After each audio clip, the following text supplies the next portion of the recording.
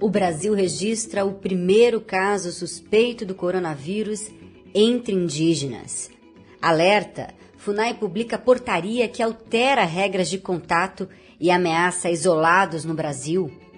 As decisões e comunicados do movimento indígena e as respostas do médico sanitarista da Unifesp, Dr. Douglas Rodrigues, às dezenas de perguntas mandadas por indígenas e quilombolas de todo o país.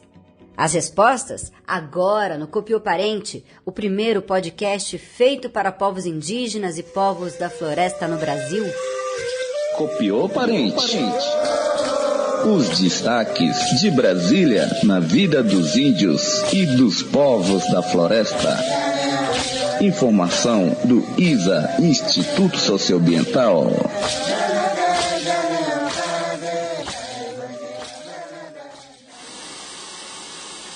Alerta mundial.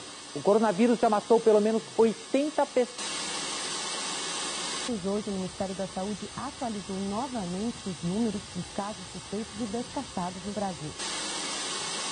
O Brasil entrou hoje no 25º dia da guerra contra o coronavírus. O número de casos confirmados segue subindo como era esperado.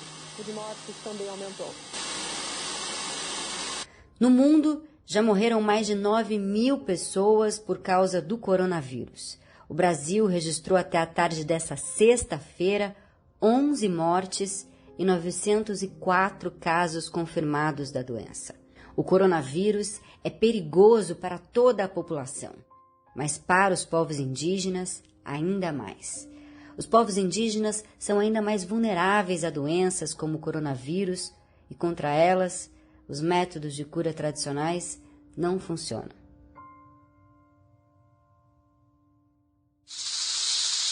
Uma indígena pataxó está isolada dentro de casa na aldeia Coroa Vermelha, em Santa Cruz Cabralha, no sul da Bahia, aguardando o resultado do exame para o Covid-19, o novo coronavírus.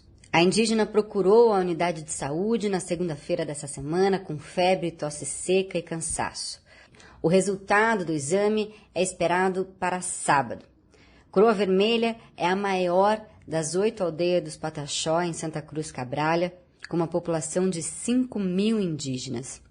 Todas recebem visitas de turistas que vão às praias do sul da Bahia. Mas o secretário de Assuntos Indígenas de Santa Cruz, o Juari Brás Pataxó, já informou que as visitas estão encerradas por tempo indeterminado. E agora uma informação que envolve os povos isolados. A FUNAI editou uma portaria nessa semana que permite que coordenações regionais da FUNAI autorizem o contato com povos isolados. A medida foi decretada no meio dessa crise do coronavírus. Hoje é uma prerrogativa da Coordenação Geral de Indígenas Isolados e de recente contato da FUNAI, a CEGIRC, que fica aqui em Brasília. A CEGIRC mantém, desde a década de 80, a política de não contato, instituída após os povos serem dizimados por epidemias levadas pelos brancos. Os povos isolados são mais ainda vulneráveis a doenças em geral. A nova portaria da FUNAI é muito perigosa aos povos indígenas. Eu conversei com indigenistas que trabalham com povos isolados e todos manifestaram muita preocupação. As coordenações regionais são descentralizadas e muito mais vulneráveis a critérios políticos de indicação. No Brasil, existem 115 registros de povos isolados, 28 deles confirmados. O Ministério Público Federal já oficiou a FUNAI e pediu a revogação imediata dessa portaria. O Copiou vai continuar acompanhando as consequências dessa medida da FUNAI. Vamos voltar a falar de coronavírus. A experiência histórica dos povos indígenas com epidemias em geral é arrasadora. Ainda há muitas dúvidas sobre como ficará a atenção à saúde dos índios durante a crise sanitária desse vírus, assim como nas condições que terão que acessar produtos básicos de consumo de que dependem, como remédio, produtos de higiene, combustível e outros. A Articulação dos Povos Indígenas do Brasil, a APIB, emitiu uma nota pública reivindicando do atual governo um plano de ação emergencial envolvendo 7 ações. A nota completa está em todas as redes sociais da APIB. E nós recebemos aqui pelo nosso WhatsApp comunicados e notas públicas de vários povos cancelando todas as atividades e proibindo a entrada de pessoas que não pertençam ao povo nas aldeias. Recebemos mensagens da Foirne, no Rio Negro, mensagens do povo Xacriabá.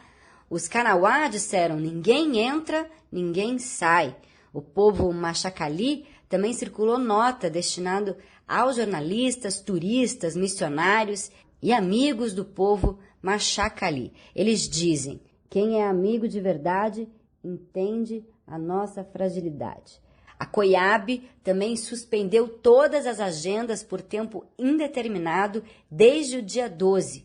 O acampamento Terra Livre está cancelado e o secretário de Educação Indígenas do Mato Grosso também emitiram um comunicado que estão trabalhando online de suas casas até o dia 5 de abril, podendo este prazo se estender. Os professores circularam e-mails e números de WhatsApp para atendimento online. E nós pedimos na quarta-feira aos ouvintes do Copiô que mandassem dúvidas sobre o coronavírus. E vocês mandaram muitas perguntas. Olá, Letícia, tudo bem? Letícia, eu me chamo Ari, sou daqui de Altamira. Eu queria saber com relação à lavagem das mãos. Olá, Letícia, boa noite. Aqui é Cleiton, da aldeia Funiô, Pernambuco, Águas Belas. Eu tenho uma dúvida, sim. Eu ouvi dizer que o coronavírus não resiste a uma temperatura alta, a temperatura ambiental. Eu queria saber qual é o máximo de temperatura que esse vírus resiste. Ô Letícia, boa tarde, Letícia. Na verdade, assim, a gente tem várias dúvidas, mas assim, a gente está buscando as informações, inclusive aqui na nossa região, no município de Santa Cruz Cabralha, há uma situação de um caso, mas ainda suspeito, e de uma indígena, mas ainda nada diagnosticado, com coronavírus. Mas assim, a gente tem as nossas preocupações, porque aqui a nossa comunidade é grande, trabalhamos aqui com a questão do turismo, visitações, e assim a gente tem tomado aí todas as providências com as lideranças, com o gestor municipal, com as autoridades competentes, as orientações vindo aí do governo federal, estadual, e a gente também se preocupa aí também, com a questão nossa enquanto indígena, A gente sabemos que a vulnerabilidade é grande,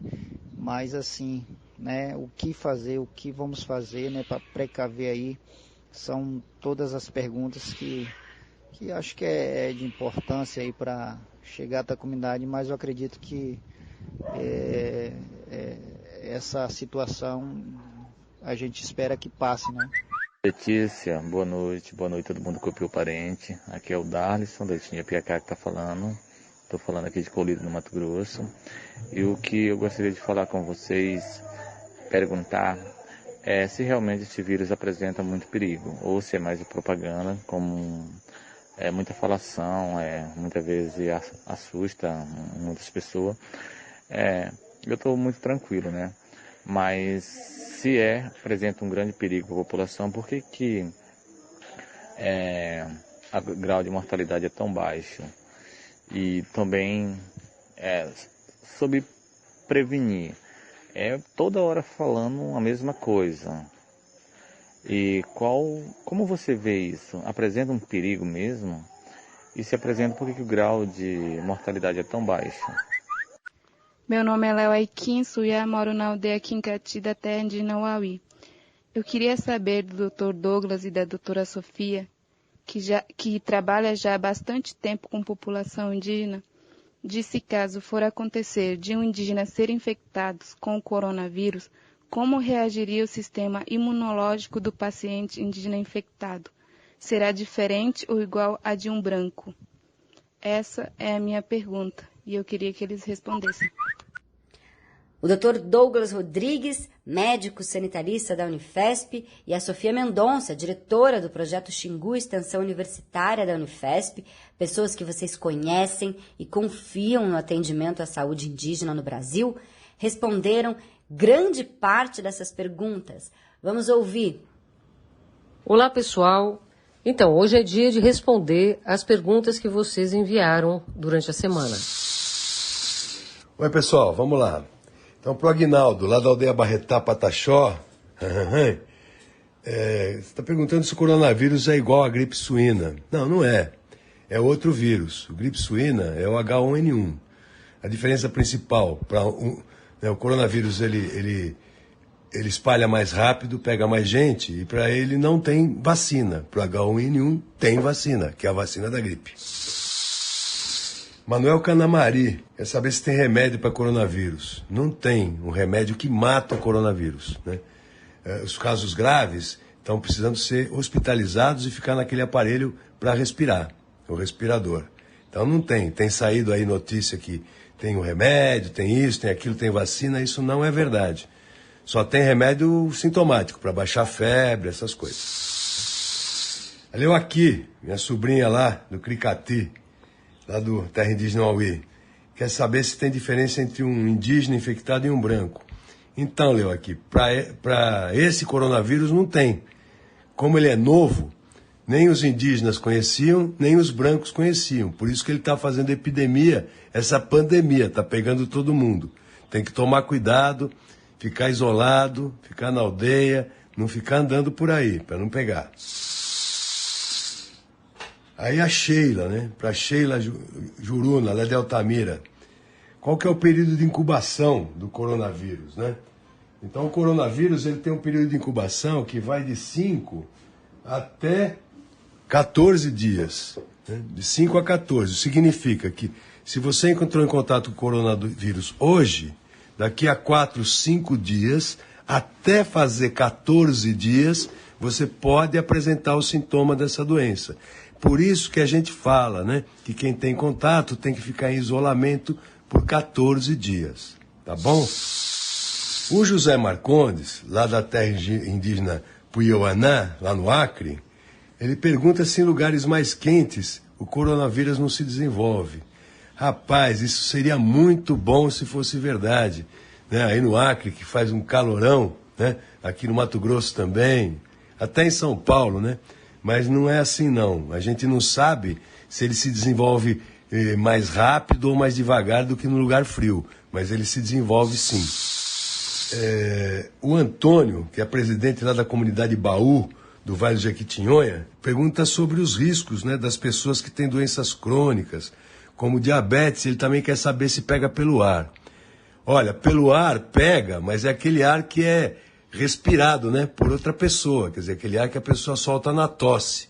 Não pega pelo ar assim que a gente respira, o ar que está no ambiente, né, não passa. Por isso que se a gente ficar a 1,5 metro, 2 metros distante de quem está tossindo, não vai chegar e não vai pegar, né. Agora, sobre as pessoas que têm doenças crônicas, como diabetes, essas pessoas são as pessoas que têm tido os casos mais graves e que têm morrido, né, mais pelo coronavírus. E também, essas doenças crônicas como diabetes, pressão, coração, acaba dando em pessoas mais velhas. Os velhos também estão sendo mais atacados. Então precisa tomar muito cuidado com isso. O Cleiton Funiô, lá de Águas Belas, em Pernambuco, pergunta qual que é a temperatura que esse vírus resiste. Olha, Cleiton, como todos os outros, né? Se você aquecer aí a 60, 70 graus, se você ferver por uns 10 minutos, mais ou menos, algum utensílio e tal, você inativa esse vírus, tá? Vírus não gosta de temperatura muito alta. Calor, ambiente é uma coisa. Temperatura muito alta que eu estou falando de fogo, né? Ele não resiste. O Ari, lá de Altamira, pergunta sobre a lavagem das mãos com álcool gel. E se não tiver sabão nem álcool, pode usar algum produto natural da floresta do lugar? Olha, Ari, eu não sei, né? Os estudos que tem são sobre álcool gel e sabão. E ali dos dois, o melhor é o sabão. Mas eu acho, pelo que eu conheço, que deve ter. Agora, eu acho que pode usar desde que você esfregue bastante, tire bastante, né? Esfregue no meio dos dedos, tudo. Se não tiver álcool nem sabão, pode ser uma alternativa, né? Se der certo, depois me diga, né, o que aconteceu aí, tá? O Juari Bonfim, lá de Santa Cruz de Cabralha, né?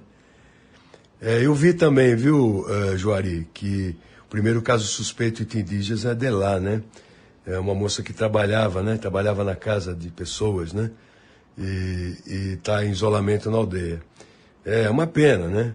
Eu acho que por isso esses grupos, né, como vocês, que ficam próximos da cidade, né, que já têm trabalhos na cidade, estão bastante expostos, precisa tomar muito cuidado, né? Então, cuidado com essa nossa amiga que está lá, né, para que ela fique isolada para não passar para outras pessoas, tá bom? A Gaia, Caiapola de Redenção, como é que pega? Como é que ela é transmitida? O Gaia, né? Como é que pega? Como é que é transmitida?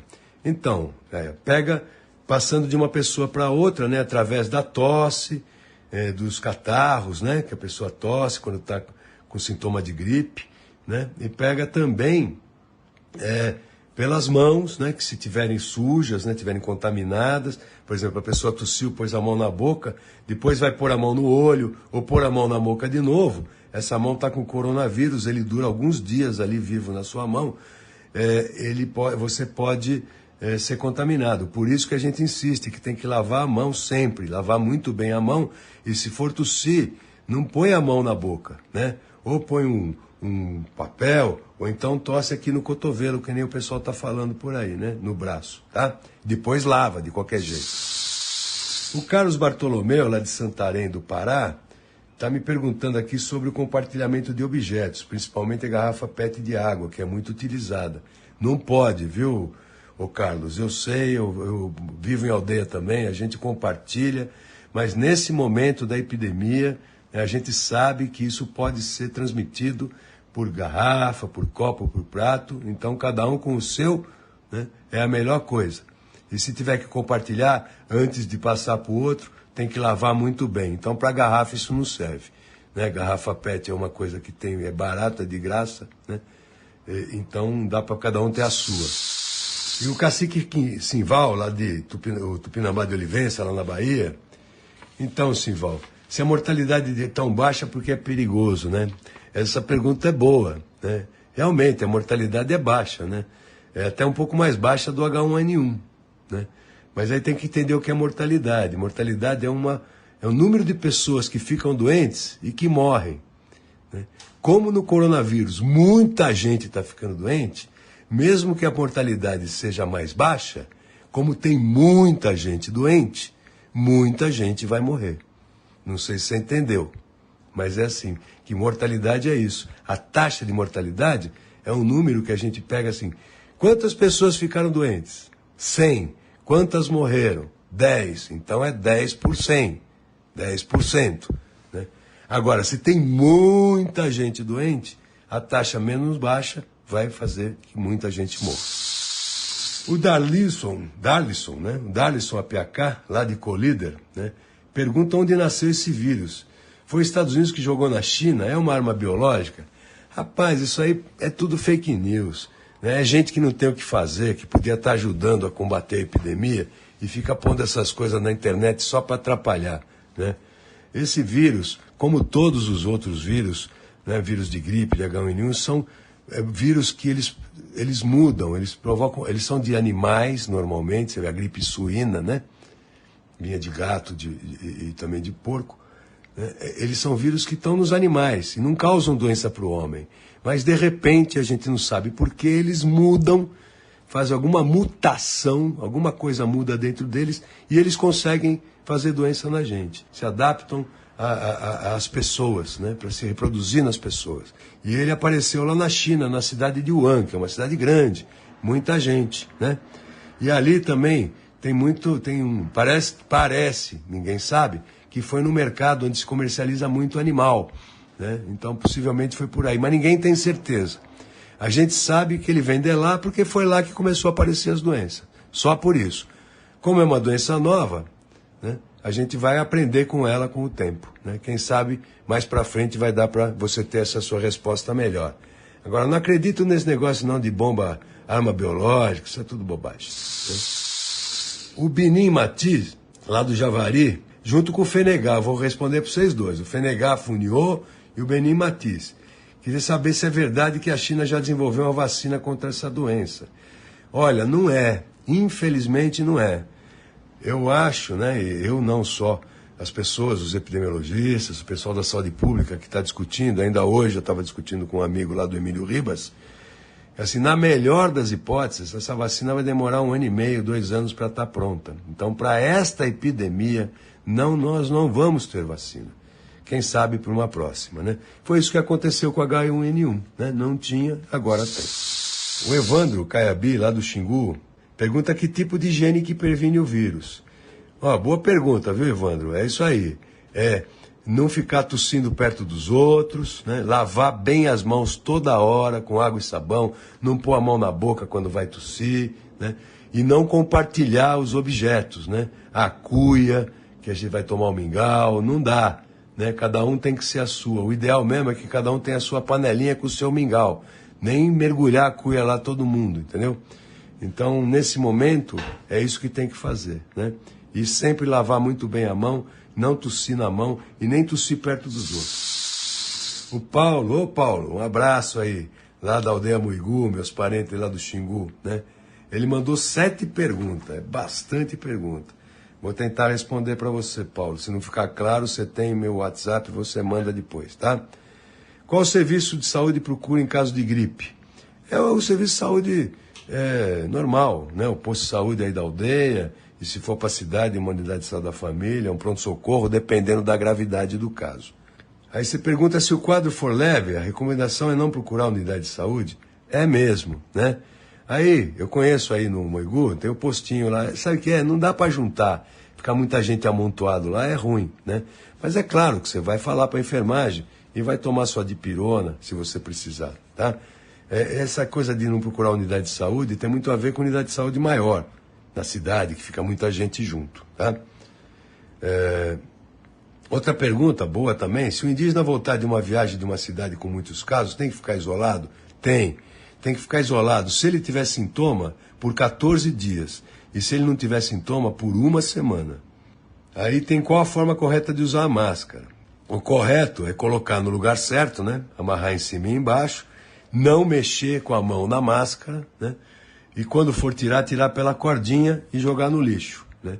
E esse lixo, né, das UBS e tudo, tem que ser queimado logo, não pode ficar esperando, né? Porque o coronavírus ele fica uns tempos aí vivo ainda, né? Agora, usar máscara só quem está doente com coronavírus, com diagnóstico e tossindo. É bobagem ficar usando máscara à toa. A máscara não previne de você pegar, né? Até porque você não fica com a máscara 24 horas por dia. Isso é mais para proteger o doente, né? Onde o exame pode ser realizado, quem faz os exames são as unidades de saúde. Infelizmente, está faltando exame no Brasil, o que é uma pena, porque o certo mesmo seria fazer exame em todo mundo que apresenta contato e sintoma, né? Vamos ver se isso aí aparece, né? E como os profissionais monitoram os infectados, né? Tem que ficar indo lá perguntando se está bem, e o sinal de alerta se começa a ficar com dificuldade para respirar, ficar com a respiração curta, ficar com dispneia, né? Que a gente fala. Tá? Esse é o sinal de alerta. Se isso acontecer numa pessoa, tem que sair. Aí tem que sair porque ficou grave, tem que internar. Ou ficar no hospital, na enfermaria, ou se for mais grave na UTI. Aí ele pergunta se a CASAI está atenta para esses casos e procedimentos. Eu espero que sim, né? A CESAI lançou algumas recomendações. Eu espero que cada distrito sanitário, as suas equipes, estejam se preparando, já devem estar preparadas com seus planos de contingência, né? Com suas medidas para as CASAI, né? Para que isso diminua a transmissão e também para que evite que essa doença entre nas aldeias, né? E aí tem uma última pergunta do Ataí de Pataxó, que o apelido dele é Tatá, lá da Aldeia Velha, né? Conheço aí, viu, Ataí? Já tive aí. Pergunta se a doença é transmitida através do mosquito. Que a gente saiba até hoje, não. não tem muito porquê. Os vírus respiratórios, de uma forma geral, não são transmitidos por mosquito.